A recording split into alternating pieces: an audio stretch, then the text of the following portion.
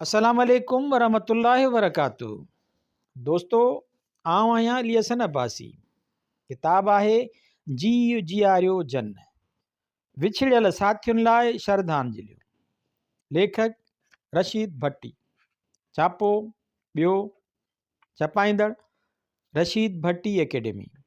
साल मार्च 2016 ईस्वी। किस्त 17।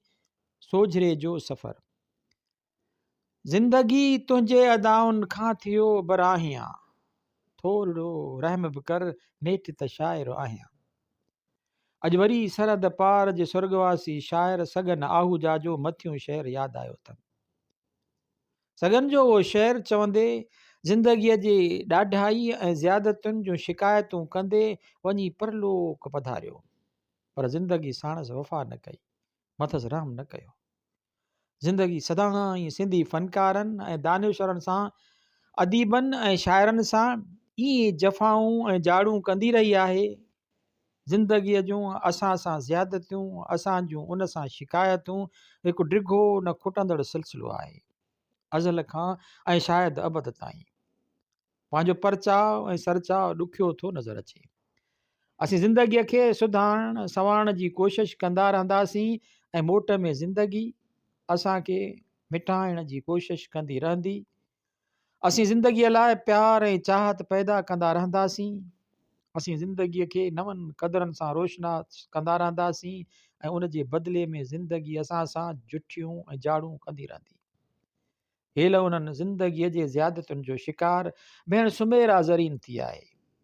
ग़ज़ाला रफ़ीक, गिरामीअ, हफ़ीज़, गफ़ूर ऐं आलमाणीअ जा फट अञा मिड़िया ई न हुया त वरी हिन दुखदायक हादसे चाक छिकाए छॾिया। वरी को सामी सफ़र हलियो, वरी को साथी काफ़िले खां अलॻि थी वियो। वरी सिंधी अदब जे आसमान तां हिकु ॿियो रोशन सितारो लाट छॾींदो मावर तां हटी उलार में किथे गुम थी वियो।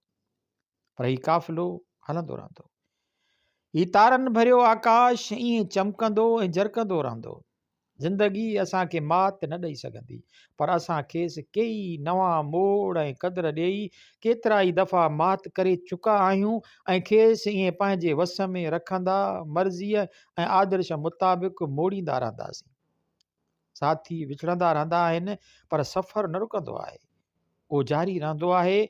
साथी मटिबा रहंदा आहिनि, पुराणो नए जी जाइ ॾेई वेंदो आहे, पुराणो नए खे जाइ ॾेई वेंदो आहे। पुराणो विचूं ऐं नऊं नस्ल ईअं गॾु हलंदा रहंदा आहिनि, हिक जी जाइ ॿियो वठंदो आहे। असांखां अॻु जा साथी बि साथ छॾे विया, थमसर बि पोइ जा आयल, ॻाढ़ा गभरू बि, पर काफ़िलो को न बीठो। सफ़र जारी आहे ऐं जारी रहंदो। हर साथीअ जी जुदाईअ ते सुतल सूर जाॻंदा आहिनि ऐं नए सूर जी सट उभरंदी आहे। पर जॾहिं अहिड़ो साथी सफ़र मां मोकिलाए थो जो हम सफ़र हुजे ऐं गॾु बा अमल रहियो हुजे, त स्वाभाविक तौर वधीक दिलि खे धदको अचे थो। अहिड़ो धदको अदी सुमेरा जी मौत ते दिलि खे आयो। साथी हफ़ीज़ ऐं यार गफ़ूर खां पोइ असांजी टहीअ मां सुमेरा जी मौत बि जी झोरे ऐं झुराए छॾियो। असांजी टहीअ जी ख़वातीन लेखकनि मां अदी सुमेरा सिंधी अदब में पंहिंजी हैसियत ऐं मक़ाम मंझाए चुकी हुई। हिन में न रुगो फ़नी लवाज़मात बदरजा उत्तम मौजूदु हुया, पर मंझसि मुशाहिदे जी गहराई ऐं इज़हार जी वुसअत बि गज़ब जी हुई। जिते दिलि जज़्बात सां टिमटार हुयसि, त उते अहसास जी बि अणाठ कान हुयसि। उहा हक़ीक़त पसंदि हुअण सां गॾोगॾु इंतिहाई हसास पिणु हुई। उन करे मंझसि हिकु सचे फ़नकार वारी ख़ुदी ऐं अना बि पनाह हुई। अहिड़ी ख़ुदी ऐं अना जा ॿिए खे महसूसु थियण धारा अंदरि ई अंदरि फ़नकार खे निहोड़ींदी ऐं निपोड़ींदी रहंदी आहे। सॼी उमिरि सूरनि ऐं सौदाउनि में सरगर्दान रही, अंदरि ई अंदरि में बरंदी ऐं पजरंदी रही, पर बाफ़ ॿाहिरि न कढियाई। मन अंदरि माधाण ज़ाहिर थियण न ॾिनाई। सीने अंदरि जारी संग्राम सीने में ई सांढे खयो वई। कंहिंसां कुझु न सलियाई, सदाईं सांत, ऐं जॾहिं ॾिस त गंभीर। चहिरे ते सदाईं सोच, सूर ऐं सौदा जूं भावनाऊं डोड़ंदियूं नज़र ईंदियूं हुयूं। खुरचण कोटण जे बावजूदि कॾहिं न अंदरि ओॻाचियाई। रुगो मुर्की चवंदी, अदा कुझु कोन्हे, तव्हांजो वहम आहे। उहे सूर ऐं सौदा, सोच ऐं संजीदगीअ जा संग्राम सीने में सांडे अधी सुमेरा असांखां अॼु मोकिलाए वई आहे। ज़िंदगीअ खां ज़ाहिरी तरह मात खाई वई आहे, पर हक़ीक़त में पंहिंजे मौत सां ज़िंदगीअ खे मात करे वई आहे। हिन संदसि आॾो आण न मञी, खेसि शिकस्त ॾेई छॾी आहे। हिन ज़िंदगीअ खे पंहिंजे अफ़साननि में उघाड़ो करे बीहारियो। संदसि बदनुमा चहिरे तां मेकअप जा तह धोई लाहे छॾिया हुया। हिन ज़िंदगीअ जे स्याह ऐं ऊंदाहे रुख खे पधिरो कयो हुयो, जंहिंखे हीअ फुरलट ऐं परमारियत जो समाज परदो विझी ढकण जी कोशिशि कंदो आहे, या हथरादू रोशनियुनि सां रोशन करण जी कोशिशि कंदो आहे। हिन अफ़साननि जे ज़रिए औरत जी कंहिं न कंहिं रूप में ज़िंदगीअ जूं उणायूं ऐं अकीचार आगरायूं असां ॾाढो पेश कयूं। अकेलाई, उदासी, निरासाई, अरमाननि जो मौत, इरादनि जो आबघात, ख़ाम ख़्वाहिशूं, आज़ादीअ जूं अजायूं उमंगूं, मर्दनि जी मोनोपोली, हाकिमियत ऐं मोट में औरत जे अंदर में उबतन थींदड़ धिकार, क्रोध, बेवसी ऐं फरारियत। संदसि अफ़साननि जा उनवान ई संदसि अफ़साननि में मथियनि जज़्बनि ऐं ख़्यालनि जी अकासी कनि था।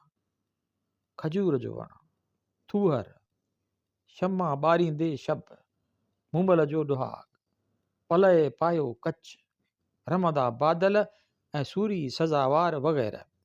उदासी, मायूसी, निरासाई, नामुरादी, नाकामी, अकेलाई ऐं उञ, प्यासन, उसाट, संदसि मजमूए जो नालो गीत उञायल मोरनि जा। उहो सभु कुझु पाण में सहाए थो। संदसि हर अफ़साने में अञा मोर जी रड़ आहे, मर्ग तरशना वारी पीड़ा आहे, जा मथां रमंदनि बादलनि खे बिन बरसियो वेंदो ॾिसे। थींदी आहे ऋण जी रुञ ई रुञ आहे, उञायल मोर जी उञ आहे। उहा ई उञ ऐं प्यासी पीड़ा ऐं परूड़ सुमेरा खे सारी उमिरि पीड़ींदियूं रहियूं, पर हिन आण न मञी। हथियार न फिटा कया, खुलियल ज़हन, हसास दिलि ऐं रोशन ज़मीर जी ॾात सां पोइ हालतुनि खे मुंहुं ॾींदी आई। साणसी लफ़्ज़नि में, दुनिया में हूंदे आहे, ज़िंदगीअ जा क़दर भॼी टुटी चुका आहिनि, मुंहिंजे कलम में मस कान आहे। मूं कुझु बि न जोड़ियो आहे, पर पंहिंजे ज़हन में ऊंदहि कान्हे, सोझिरो आहे। ऐं उन अंदर जे सोझिरे सां ई उहा पंहिंजे आदर्श जी ॻोल्हा कंदी रही, जीवन लाइ जाखोड़ कंदी रही, ऐं सिंधी अदब में अमर ऐं अज़ीम शाहपारा छॾे वई। उन लाट मां ई लाट बरंदी रहंदी। उहो सोझिरो सफ़र कंदो रहंदो, तारीख़ ऊंदाहियुनि खे चीरींदो रहंदो, ऐं सुमेरा उन सफ़र में सदाईं असां सां गॾु हूंदी। रोज़ाना हिलाल पाकिस्तान, कराची।